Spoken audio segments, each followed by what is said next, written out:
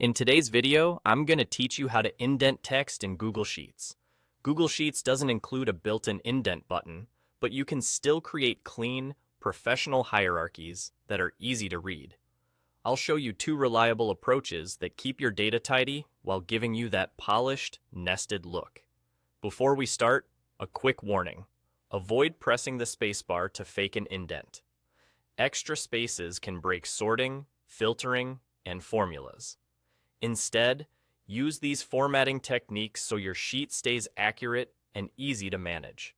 First up is the custom format method, which is the best all-around option for most text labels. Select the cells you want to indent, go to Format, then Number, and choose Custom Number Format. In the Format field, type a few spaces followed by the @ symbol, then apply it.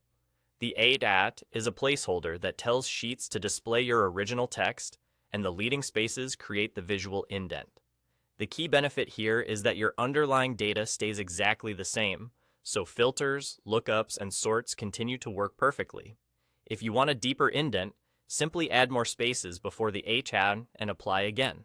If you ever need to remove the indent, switch the cells back to automatic or plain text, or replace the custom format with just the @ to return to the default display. This method is quick, consistent, and ideal for headings, categories, or any text where you want a bit of structure without touching the data itself. If you're organizing a lot of categories and want a stronger visual cue, try a helper column. Insert a narrow column to the left of your labels and resize it to be just a slim gutter. Then, hide grid lines so the column reads like clean padding instead of cells. To do that, open the View menu, go to Show, and toggle grid lines off.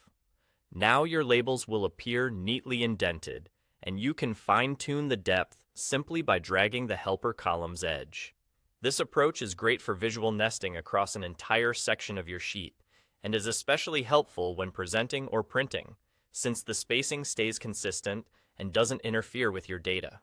To recap, use a custom number format with spaces and @ when you want a simple inline indent that preserves data integrity, and use a narrow helper column for a flexible, presentation-friendly gutter.